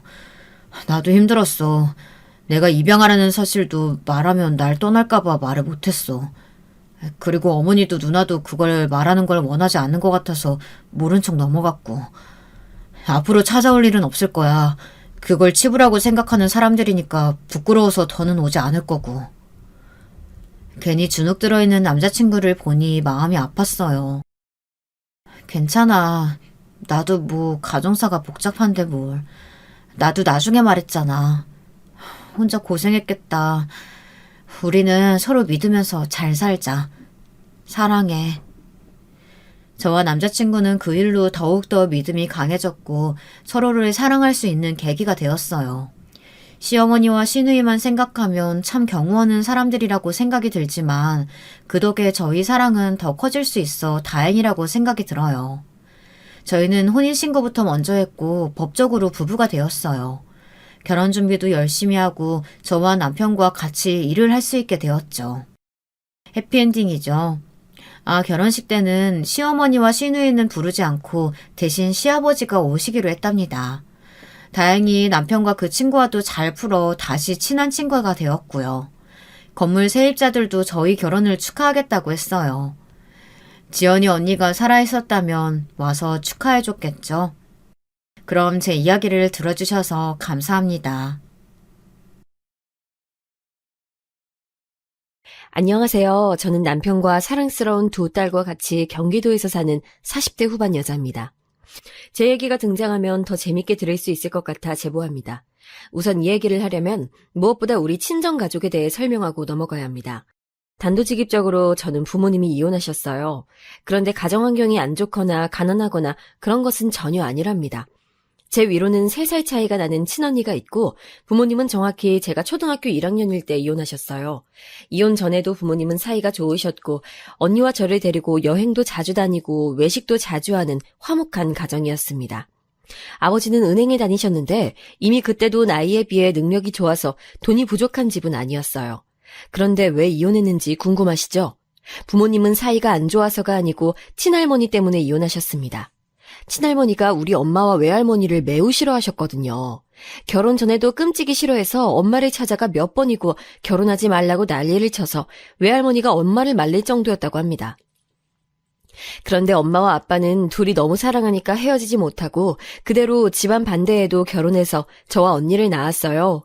친할머니는 당연히 엄마의 자식인 언니와 저를 싫어하셨는데 찾아가서 인사하면 당장 나가라고 소리를 지르고 심지어 들고 있던 사과를 던져 그게 제 머리에 맞기도 했습니다. 제 기억 속에도 친할머니 하면 너무 무서워서 꿈에도 나올 정도였죠. 엄마는 자식들에게까지 그러는 친할머니를 보고 아빠에게 먼저 이혼하자고 했고, 아빠와 엄마는 사랑하지만 친할머니의 행패 때문에 참을 수가 없어 그대로 이혼했어요. 친할머니가 왜 이렇게 엄마를 미워했는지 궁금하시죠? 바로 그 이유는 정확히 말하자면 엄마보다는 외할머니 때문이었는데, 외할머니가 무당이셨어요. 친할머니는 그런 외할머니를 너무나도 싫어했는데, 엄마가 아무리 자기는 신내림 받지 않아도 된다고 말해도 듣지 않으셨습니다. 실제로 엄마는 지금도 신내림을 받지 않았는데 너무 잘 살고 계시고, 언니와 저도 멀쩡하게 살고 있어요. 그런데도 친할머니는 그냥 무속인이 싫으셨던 건지 우리 엄마에게 차마 제가 글로 적을 수도 없는 내용의 욕을 하셨습니다. 제가 아직도 기억나는 장면이 있는데 하나만 언급하고 지나갈게요. 엄마가 아빠와 이혼하시기 직전이었는데 워낙 친할머니가 우리를 싫어하니까 아빠는 가족을 친가에 데리고 가지 않으셨습니다. 그런데 아마 그날은 친할아버지의 제사여서 어쩔 수 없이 갔던 걸로 기억해요. 그렇게 간 친가에서 엄마에게 친할머니는 막말을 퍼부으셨습니다. 너 때문에 우리 아들한테 무슨 일 생기면 그땐 내가 네 자식 가만 안 둘 거야. 각오해! 하며 저와 언니에게 뭘 보냐고 당장 나가라고 소리 지르셨어요. 어린 저는 그런 할머니가 너무 무서워서 그 자리에서 오줌을 싸고 말았는데, 그걸 본 엄마는 조용히 저와 언니를 데리고 집으로 왔고, 그 일로 그동안 참았던 게 터져서 아빠와 이혼했습니다. 다행히 엄마는 직업이 있으셨고 아빠가 서류상으로 이혼했어도 자주 만나자고 했는데, 엄마는 친할머니가 그렇게 대해도 아빠를 사랑하셨고, 무엇보다 언니와 저에게 지극정성이라 우리는 적어도 일주일에 한 번은 엄마와 같이 만나서 밥을 먹었어요. 이혼했지만 이혼한 게 아닌 그런 가족의 형태였습니다. 아버지가 돈을 잘 버니까 언니와 저는 아빠와 살며 부족함 없이 지냈고, 엄마도 가끔 우리 집에서 자고 갔어요. 부모님 둘 다 이혼하시고 재혼하지 않았고, 아빠는 이혼을 계기로 친할머니와 아예 연락을 끊으셨습니다. 아들에게 외면받은 친할머니는 그게 충격이었는지 우리 집으로 찾아와서 언니와 저를 붙들고 너희 아빠 어디 있는지 당장 말하라고 했던 적도 있어요. 초등학생 자매였던 우리는 너무 무서워서 울고 있었고, 그걸 본 옆집 아주머니께서 데리고 집으로 들어가셨죠. 이 계기로 아빠는 우리를 데리고 다른 동네로 이사까지 갔고, 친가와는 그렇게 연락이 끊겼습니다. 아빠는 매우 바쁜 사람이었는데 그래도 저와 언니에게 다정하고 지원도 많이 해주셨어요. 엄마는 간호사여서 교대 근무를 했는데, 아빠가 너무 바빠서 집에서 잠만 자야 하는 시기에는 엄마가 휴일이면 와서 언니와 저와 같이 집에서 밥을 먹기도 했습니다. 그렇게 이혼했지만 저는 그래서 일부러 남들에게 우리 부모님이 이혼했다는 사실을 알리지 않았어요. 마음만 먹으면 언제든지 엄마와 통화하거나 만날 수 있었고, 아빠도 엄마도 서로 아직 사랑하는 것을 알고 있었으니까요. 엄마는 신내림은 받지 않았지만 유난히 남들보다 촉이 발달한 사람입니다. 그래서 꿈자리가 흉흉한 날엔 언니와 저에게 꼭 조심하라고 알려주기도 하셨어요. 엄마의 이런 촉은 저도 소름이 돋을 정도였는데, 예를 들어 우리 친언니가 미술 전공을 해서 대학에 실기시험을 보러 가던 날이었어요. 아빠가 하필 일 때문에 바쁜 날이라 고등학생이던 제가 언니 시험에 따라갔는데, 엄마가 아침에 전화가 와서 받았더니 저와 언니에게 꼭 지하철을 타라고 했습니다. 우리는 아빠가 준 용돈으로 택시나 버스를 이용하려고 했는데, 엄마는 무조건 땅속에 있는 지하철을 타라고 하셨어요. 꿈속에서 큰 사고를 봤다고 조심하라고 하며, 엄마가 근무 끝나면 데리러 갈 테니 대학에서 나오지 말고 그대로 가만히 있으라고 하셨죠. 그리고 그날 어떻게 됐는지 아세요? 실제로 제가 언니와 타고 가려고 했던 버스가 사고가 났습니다. 심지어 택시와 일반 자동차도 다 엮여있던 아주 큰 사고였고 7중 추돌 사고였어요. 사고도 사고지만 만약 우리가 지하철을 이용하지 않았다면 사고 처리 때문에 차가 심하게 막혀서 제 시간에 도착하지 못할 뻔했었죠. 그 사고 지점이 하필이면 터널이라 수습하고 나면 이미 실기시험이 끝난 후였을 거랍니다. 이렇게 엄마는 촉이 좋지 않다고 언니와 저에게 1년에 한두 번 말씀해 주셨는데, 그럴 때마다 언니와 저는 큰 도움을 받았어요. 그러다 제가 고등학교 3학년 봄에 우리 집에 예상치 못한 일이 일어나게 됐어요. 바로 아빠가 일하시다 그만 과로와 스트레스로 쓰러지게 됐습니다. 학교에서 공부하다 선생님이 급하게 저를 부르셔서 가봤더니 당장 병원에 가라길래 울면서 병원에 도착했어요. 이미 엄마와 언니는 와 있었고 아빠는 정신도 차리지 못하고 누워 있었습니다. 일하다 쓰러진 아빠는 정확한 원인이라도 알면 좋겠는데 그저 과로가 원인인 것 같았고 병원에 입원해서 경과를 지켜봐야 했어요. 그래서 우리 집으로 엄마가 와서 많이 도와주셨는데 아무래도 거리가 있고 엄마도 일하고 있으니까 완벽하진 않았죠. 집안일이야 제가 하면 되는데 문제는 경제적 문제였어요. 언니가 대학생이었는데 미술 전공이라 들어가는 돈이 매우 많았습니다. 아빠는 갑자기 쓰러지신 거라 병원비로 그동안 모았던 적금을 깨고 버티고 있었죠. 저는 그걸 보고 그냥 대학을 포기해야겠다고 생각하고 언니와 엄마에게 말했어요. 언니는 제 말을 듣고 울고 엄마는 저에게 그래도 대학에 가고 싶으면 가라고 했는데 아무리 생각해도 제가 가지 않는 게 가장 우리 집에 훨씬 좋아 보였습니다. 그래서 고등학교를 졸업하고 바로 중소기업에 입사했어요.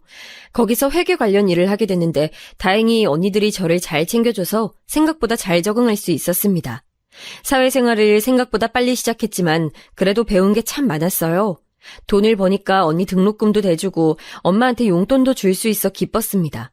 물론 그럴 때마다 언니와 엄마는 저보고 돈을 주지 말라고 했지만 저는 그동안 막내라 사랑을 받고 자랐으니 그 정도는 해주고 싶었어요. 그렇게 1년이 지나자 아빠는 다행히 회복해서 퇴원하고 집으로 올 수 있었는데 회사는 다니지 못하셨어요. 일상생활은 가능했으나 직장에 다니거나 그러진 못하셨죠. 친가와 아예 인연을 끊었지만 왜 재혼하지 않았는지 궁금하지 않으세요? 사실 저는 제가 그 당시에 너무 궁금했습니다. 엄마와 아빠는 사이도 좋은데 왜 다시 재혼하지 않는 걸까 궁금해서 물어봤는데 엄마는 나중에 제가 성인이 되고 한 23살쯤에 말씀해 주셨어요. 외할머니가 엄마가 재혼하면 우리에게 해가 될 수도 있는 사주라서 그냥 그렇게 서류상이라도 떨어져 사는 게 좋다고 했다고 합니다. 남들한텐 그런 게 어딨냐 싶을 수도 있는데 일단 우리 가족들은 당장 외할머니가 무당이고 엄마도 촉이 남다르니까 그런 미신이라도 함부로 넘길 수가 없더라고요. 그래서 우린 그렇게 성인이 돼서도 엄마와 여전히 연락하고 부모님 사이도 좋았습니다. 그러다 저는 처음 입사하고 근무했던 중소기업을 퇴사하고 중견기업으로 이직을 하게 됐어요. 첫 회사는 집과 가까운 경기도에 있던 회사였는데 운 좋게 서울에 있는 중견기업에 합격하게 되어 이직하고 거기서 지금의 남편을 만나게 됐습니다. 남편은 대학을 못 나온 저와 달리 서울에 있는 4년제 대학도 나왔고 굉장히 똑똑한 사람이었어요. 서로 좋은 마음을 가지고 연애를 시작했는데 몇 년 사귀니까 금방 결혼 정년기가 됐습니다. 저는 결혼하고 싶은 마음은 있었는데 선뜻 먼저 말을 꺼내진 않았고 남자친구가 얘기를 꺼내도 그냥 웃고 넘겼어요. 당연히 싫어서가 아니고 저는 우리 가족에 관한 얘기를 어디까지 해야 할지 몰랐습니다.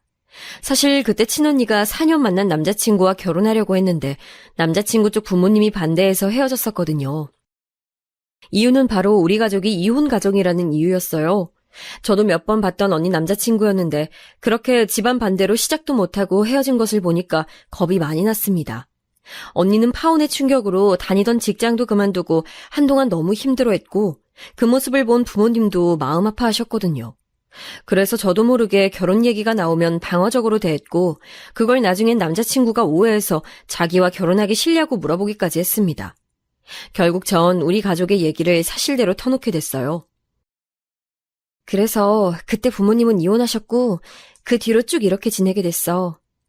만약 당신이 이런 우리 가정이 이해되지 않는다면 부모님에게 말씀드리기 전에 정리하자. 아니 지선아, 그게 무슨 소리야.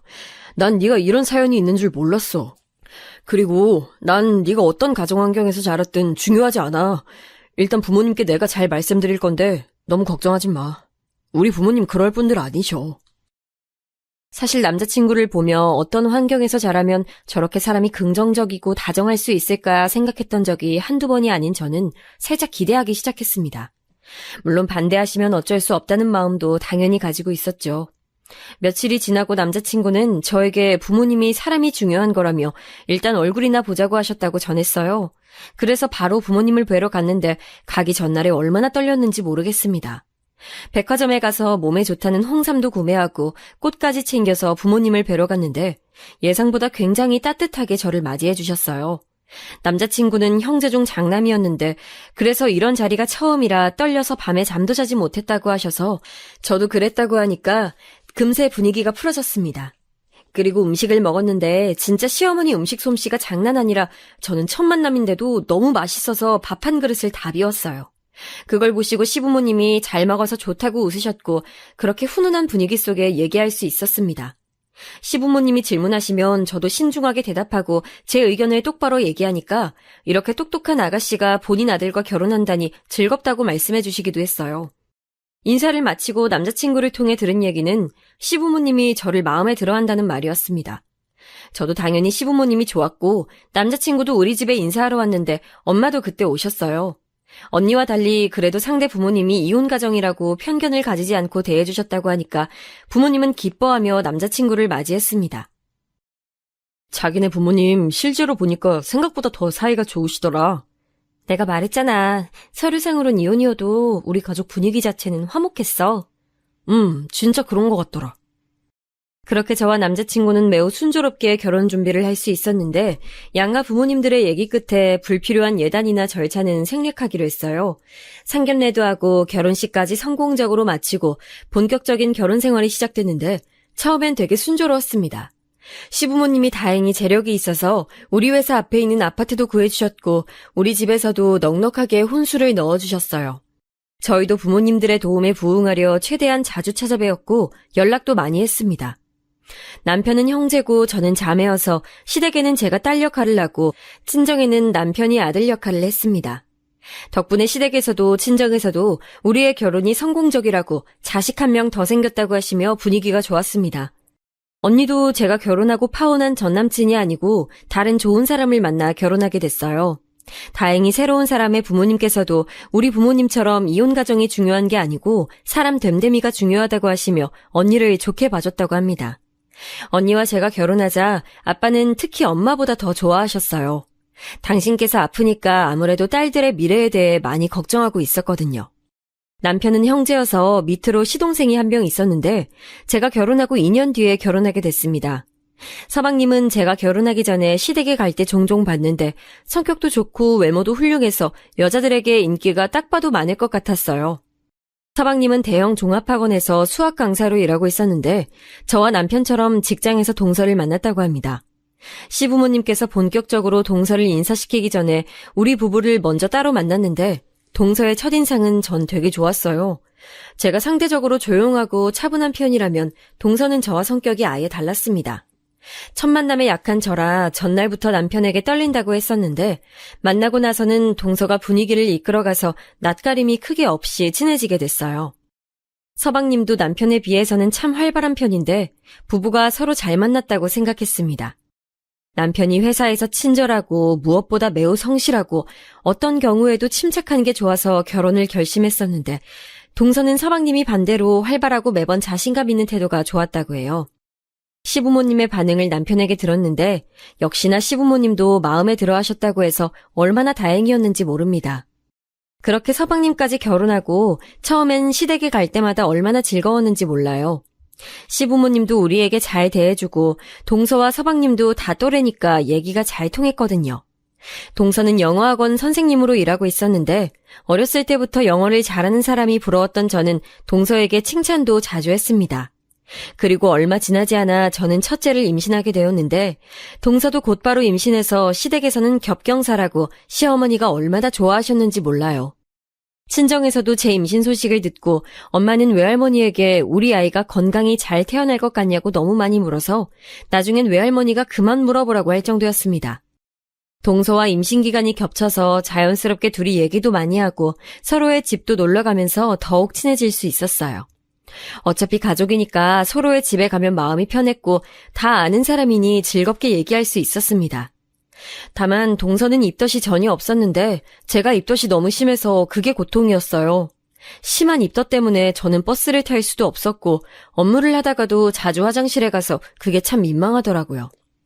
제 몸 상태도 그렇지만 회사에 폐를 끼칠 순 없으니 그렇게 퇴사하게 됐습니다. 남편과 시부모님도 무조건 제 몸이 우선이라고 많은 배려를 해줬는데 특히 시어머니는 제가 갈비찜을 유난히 좋아하는 걸 알고 집에 갈비찜을 얼마나 많이 가져다 주셨는지 몰라요. 시아버지도 저에게 남편 몰래 쓰라고 용돈도 크게 주셔서 전 다른 건 몰라도 결혼만큼은 누구 하나 부럽지 않을 정도로 잘했다고 생각했습니다. 다행히 입덧은 요란했었지만 출산은 큰 무리 없이 순산할 수 있었어요.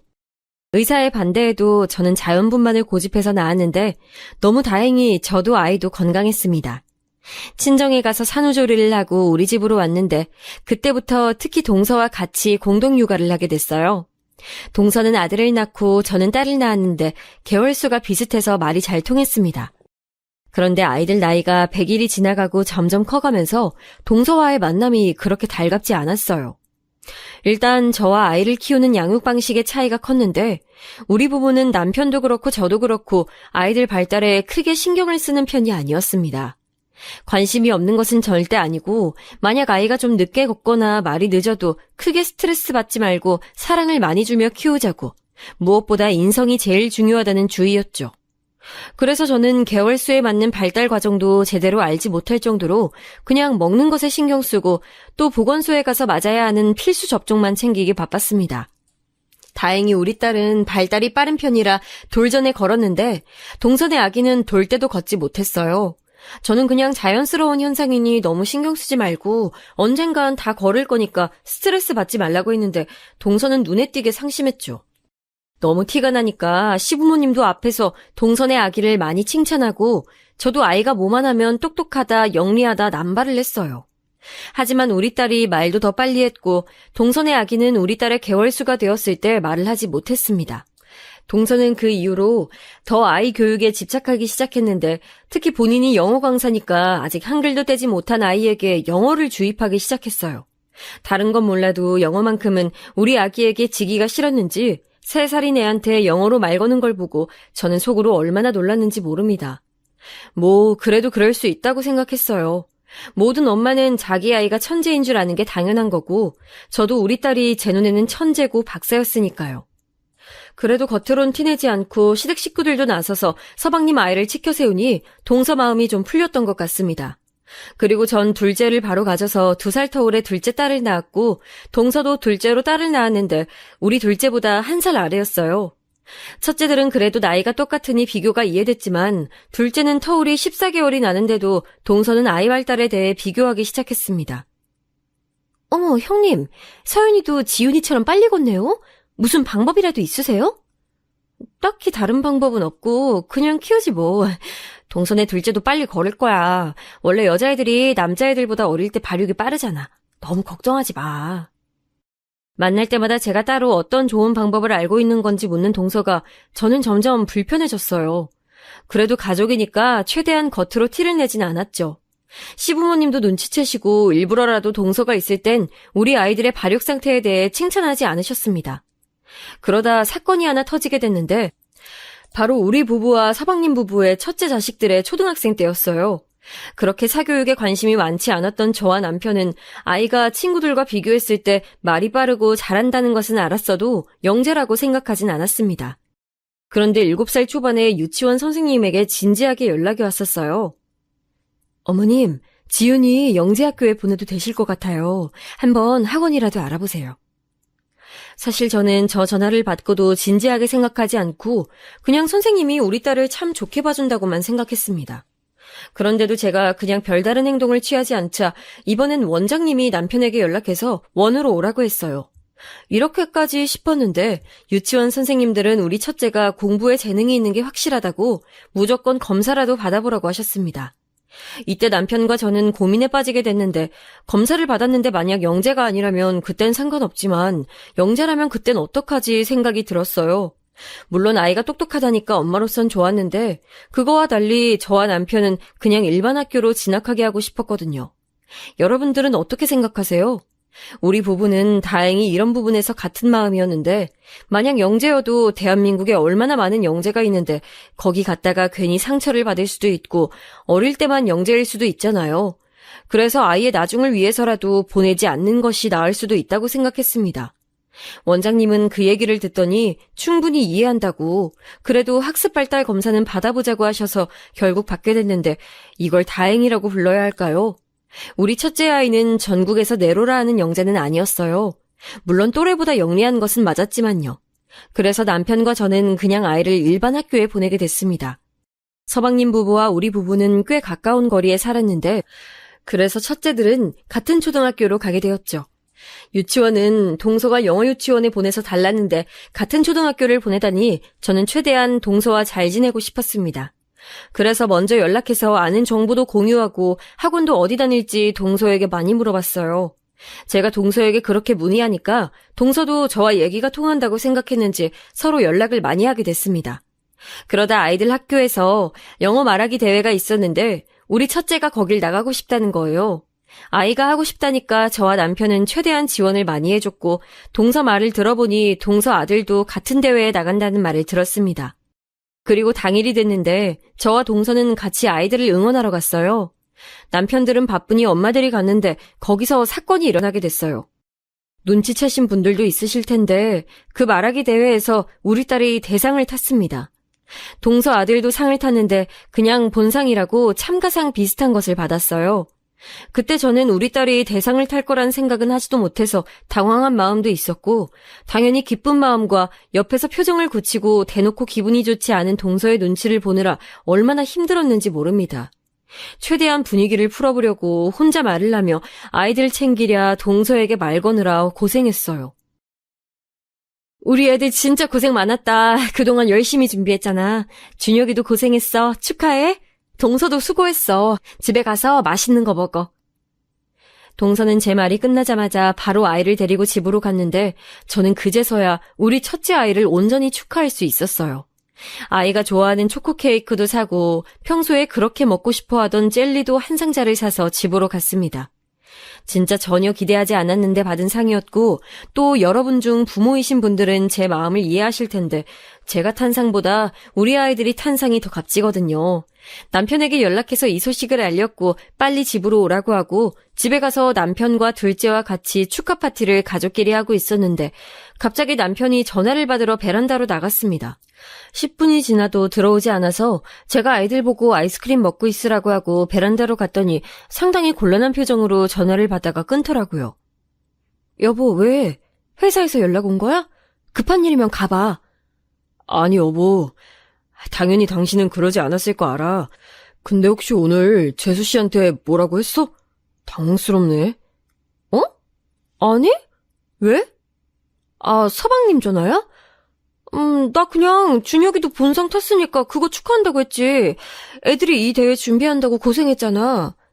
재수 씨가 집에 오더니 준혁이를 쥐잡듯이 잡으면서 엄마가 영어 선생님인데 어떻게 영어 말하기 대회에서 대상이 아니라고 뭐라 했대. 그러면서 당신이 동서를 조롱하듯이 말했다고 지금 울고 있어서 분위기가 말도 아니래. 저는 너무 황당해서 무슨 말을 해야 할지도 몰랐습니다. 동서에게 제가 조롱을요? 살면서 남한테 조롱을 받은 적은 있어도 제가 한 적은 없었고 심지어 너무 남에게 싫은 소리를 못하는 게 답답하다는 말을 듣던 저였는데 저 소리를 들으니까 심장이 쿵쾅거리기 시작했습니다. 제가 아무 말도 하지 못하니 남편은 당연히 제 편이라고 했는데 전 억울하기도 했지만 괜히 여기서 동서에게 연락하면 분위기가 더 이상해질까 봐 굉장히 찝찝한 마음으로 잠들었어요. 그리고 바로 그 다음 주가 시어머니 생신이라 같이 모였는데 동서는 대놓고 저에게 화가 나 있었습니다. 시부모님 앞이기도 하고 아이들도 보고 있으니 저는 최대한 동서에게 맞춰줬어요. 제가 그렇게 애쓰자 다행히 동서는 기분이 풀린 것 같았습니다. 그 뒤로 동서는 저에게 연락해서 아이들 학원을 어디로 보내는지 다 물어보면서 집에도 더 자주 놀러왔어요. 아이들이 공부하는 책은 뭔지 궁금해하고 심지어 본인이 애들 책의 진도까지 들춰보며 확인했습니다. 남편과 저도 당연히 아이들이 공부를 어느 정도 잘하니까 좋긴 했는데 그렇다고 학원을 빈틈없이 보내거나 그러진 않았거든요. 그런 우리에게 아이들 학원 다른 곳도 다니는 거 아니냐며 확인하고 동서는 매우 관심이 많았어요. 아무래도 둘째보단 첫째가 더 심했는데 같은 학교에 다니고 나이도 동갑이라 우리 아이가 조금만 더 잘해도 동서는 저에게 연락해서 어떻게 준비한 거냐고 묻곤 했습니다. 그러다 동서가 집에 놀러 오라고 해서 우리 아이들을 데리고 동서네 집으로 갔는데 그날 동서의 분위기가 좋지 않았어요. 도착해서 들어갔는데 동서는 화가 나 있었고 동서네 아들은 울고 있었거든요. 당황해서 왜 그러냐고 물어봤더니 동서 아들이 학원에서 하는 레벨 테스트를 통과하지 못해서 제일 높은 반에 들어가지 못해 동서가 화가 났다고 하길래 저는 그냥 아무 악의 없이 말을 했습니다.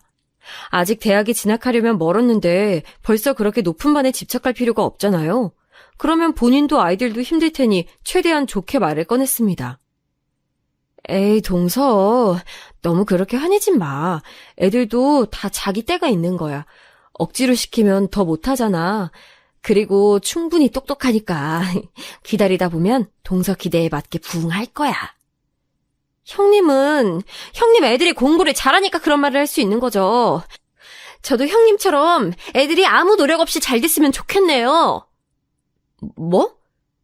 동서, 그래도 왜 그렇게 말을 해? 그리고 동서는 애들도 똑똑하잖아. 내 말은 그냥 지켜보자는 거야. 아직 애들 너무 어려. 언제까지 지켜봐요? 계속 동갑 사촌한테 밀리는 걸 지켜봐요? 이것도 한두 번이지. 저는 너무나도 악의적인 동서의 말에 당황했습니다. 그래도 아이들 얘기라 평소 제 성격이라면 절대 못한 말을 내뱉을 수 있었죠. 동서의 얼굴을 보며 같은 가족끼리 왜 그런 말을 하냐고 저는 절대 경쟁 상대로 보지 않는다고 말하고 바로 아이들을 데리고 집에 왔어요. 집에 오면서도 화가 나서 얼굴이 빨개진 채로 있으니까 아이들이 오히려 저에게 걱정할 정도였습니다. 살면서 아무리 당황해도 이렇게 화가 났던 적이 없는데 동서를 만나고 제 감정이 이렇게 다양한지 알게 됐죠. 시부모님은 복은 많아서 시집살이로 힘들었던 적은 전혀 없는데 이렇게 손 아래 동서복이 없을 줄 누가 알았겠어요. 그리고 남편이 퇴근했길래 낮에 있던 일을 얘기했더니 남편은 화가 나서 서방님께 전화하려고 하더라고요. 웬만하면 화를 내지 않는 남편인데 겨우 그런 남편을 말리고 나서 제 생각을 그대로 남편에게 말했습니다. 물론 우리 딸이 계속 그 집 아들보다 공부를 잘하니까 화가 났겠지. 그래도 나는 가족이니까 아이가 다니는 학원, 공부하는 책, 모든 걸 공유했고 나 앞으로도 그럴 거야. 난 서방님 부부랑 경쟁자 되는 거 싫어.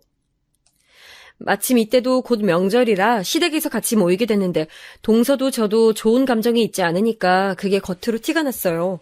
오죽하면 시어머니가 나서서 저와 동서를 따로 불러서 무슨 일이 있냐고 물었습니다. 그 자리에서 저는 더 감정이 상하기 싫어서 미안하다고 했고 동서도 사과하고 마무리했어요. 이 일을 겪으며 시부모님 뵙는 것도 민망하고 가족끼리 의가 상하면 참 힘들다는 걸 알게 됐죠. 그래도 평생 안 볼 사람도 아니고 제가 나이도 더 많으니까 먼저 또 다가가서 분위기를 풀었습니다. 서방님은 우리 딸들이 공부를 잘해도 그냥 대단하다고 하고 저렇게 질투를 심하게 하지 않았는데 오로지 동서만 우리 딸들이 두각을 나타내면 안 입고 했어요. 저는 그럴 때마다 동서의 아이들을 축하하며 최대한 분위기가 이상해지지 않게 노력했습니다. 그러다 어느 날 사건이 제대로 터지게 됐어요. 아직도 그날의 공기가 기억날 정도인데 그날은 시아버지 생신이었습니다. 동서는 이전과 노선을 바꿨는지 이제 대놓고 질투가 아니라 일부러 제 앞에서 자기 아이들이 멍청하다고 한탄을 하기 시작했었죠. 우리 애들 저러다 대학도 못 가는 거 아니겠죠? 진짜 답답해서 학원만 5개씩 보내는데 성적이 왜 저럴까요? 에이, 아니야. 지금도 충분히 동서는 애들 잘하고 있잖아. 그리고 대학 못 가면 어때? 어머, 형님? 무슨 소리 하시는 거예요? 대학을 못 가다니요. 그런 끔찍한 소리 하지 마세요.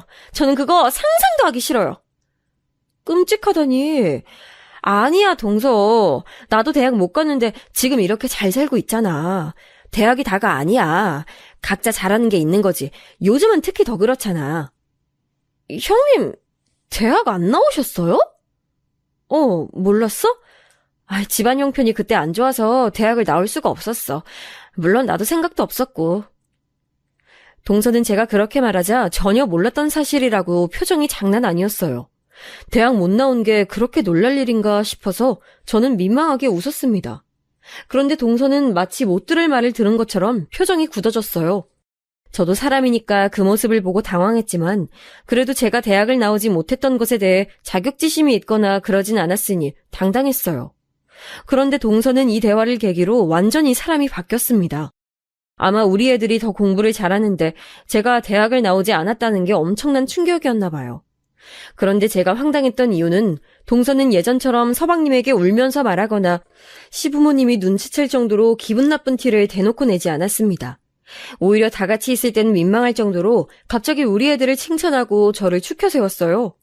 그런데 저와 단둘이 남겨지면 그때마다 저를 무시하기 시작했습니다. 처음엔 뭐지 싶을 정도로 약하고 빠르게 지나가서 저도 눈치채지 못했는데 점점 날이 지날수록 수위가 심해졌어요. 근데 형님은 대학을 못 나왔으니까 모르시겠네요. 형님, 애들도 형님이 고졸인 거 알아요? 처음에 결혼할 때 시부모님한테 고졸인 거 말했어요? 이렇게 질문으로 시작돼서 얼떨결에 대답을 하기도 했고 기분이 나빠도 저렇게 딱 치고 빠지니까 진지하게 화내기가 민망했습니다. 동서가 예전에는 집안 사람들에게 광고라도 하는 듯 티를 냈다면 이제는 완전히 바뀌어서 오죽하면 우리 신랑이 저에게 뭐라고 했는지 아세요? 재수씨가 드디어 정신 차렸나 봐. 이제 당신한테 그렇게 적대적이지 않네? 예전엔 대놓고 당신이 불편한 티를 냈잖아. 나이가 들어서 그런 건가? 제 편인 남편까지 저렇게 말하니까 저는 기분이 나빠도 꾹 참을 수밖에 없었죠. 제가 앞서 말했듯 우리 시부모님은 완벽하신 분들이셨고 저만 참으면 아무 일도 일어나지 않았으니까요. 그런데 제가 아무리 무던한 성격이고 화를 잘 내지 않아도 화가 나는 일이 있는데 그건 바로 우리 아이들과 친정에 관한 얘기입니다. 이전에 동서와 싸웠던 일도 우리 아이들을 건든 게 아니라면 전 절대 그렇게 화내지 않았을 거예요. 동서는 저를 아무리 찔러도 반응이 없자 친정과 아이들에 대해 얘기하기 시작했습니다. 참고로 우리 아이들은 제가 대학을 졸업하지 않은 건 이미 알고 있어요. 시부모님 또한 당연히 알고 계시고 애초에 저는 한 번도 고졸인 게 부끄럽지 않았습니다.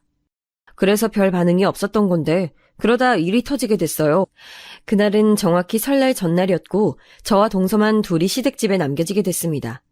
시부모님은 친척 집에 방문하고 오겠다고 저희에게 쉬고 있으라고 하셨죠. 그날도 역시나 동서는 둘만 남게 되니까 저에게 시비를 걸기 시작했고 저는 최대한 무시하고 있었습니다. 분명 시부모님이 나가기 전엔 저에게 형님 하며 얘기하다 집 밖을 나가자 돌변하더라고요. 사실 그 모습을 보는 게 한편으로는 즐겁고 웃겨서 가만둔 것도 있을 정도로 앞과 뒤가 달랐습니다. 아무튼 저는 부엌에서 조용히 칼질하며 양파를 썰고 있었어요. 시어머니는 저와 동서에게 뭘 시키는 분이 아니시고 혼자 다 해놓는 편이라 우리가 명절 음식을 준비할 게 딱히 없었고 전 그래서 냉장고에 있는 채소나 정리해 주려고 했던 거였죠. 형님, 뭐 하세요? 그냥 양파 썰어. 동서는 그냥 거실에 앉아있어. 아, 형님, 근데 제가 궁금한 게 있어요. 혹시 형님은 원래 그렇게 무식했어요? 양파 그렇게 썰면 눈 매워요. 대학 가셨으면 이런 거 아셨을 텐데. 아, 웃겨. 동서는 저렇게 말하더니 갑자기 혼자 배를 부여잡고 웃기 시작했습니다. 저렇게까지 해야 하나 싶은 마음에 어이가 없어서 무시했는데 동서는 제가 반응이 없자 수위를 높여 공격했어요. 무시가 답이라고 생각했는데 동서는 제 반응을 어떻게든 끌어내고 싶었나 봅니다. 그런데 혹시 형님 애들 대학 못 가면 그거 형님 때문이죠? 형님 중학교 때까지는 공부 잘하다가 고등학교 올라가고 성적 확 떨어지는 애들 많대요. 형님 딸들도 그러면 어떡해요? 근데 아주버님은 어디서 만나셨어요? 처음부터 대학 못 나온 거 말했어요? 동서가 말할 때마다 저는 전혀 대답하지 않았는데 그게 화가 났는지 동서는 선을 넘고 말았습니다.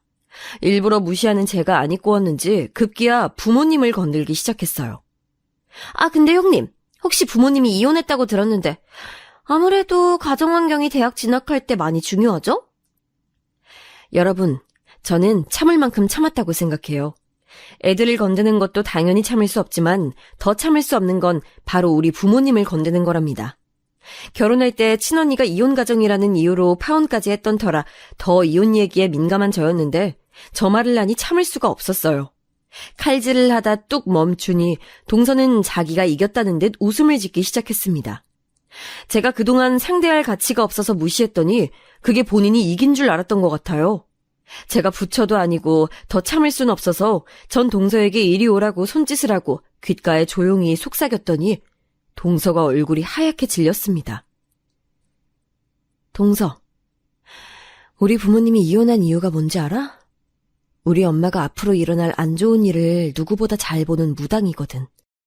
외할머니도 무당이고 우리 집이 대대로 신기가 있어서 그걸 알고 친가에서 무섭다고 난리쳐서 이혼했어. 근데 동서네 엄마 이번 주에 몸 조심하라고 전해드려. 큰일 날 것 같네. 사실 마지막에 한 말은 그냥 지어낸 거였어요. 너무 화가 나서 내뱉은 말이었는데 동서는 얼굴이 하얗게 질려서 눈을 동그랗게 뜨고 입을 다물지 못했습니다. 전 멍하게 서 있는 동서를 두고 썬 양파를 용기에 담아 냉장고에 넣고 여유롭게 텔레비전을 보기 시작했어요.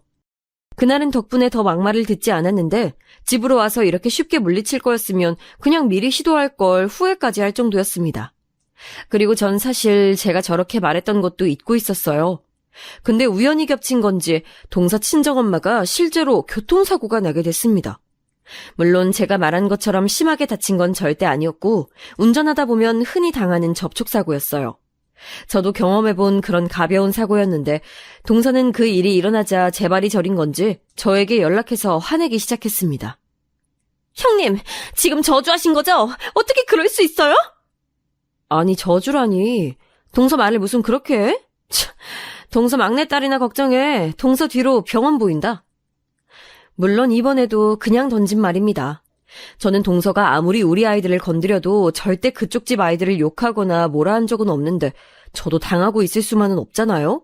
그래서 그냥 던진 말인데 이번에도 공교롭게 동서네 딸이 심한 감기에 걸려서 입원까지 했더라고요.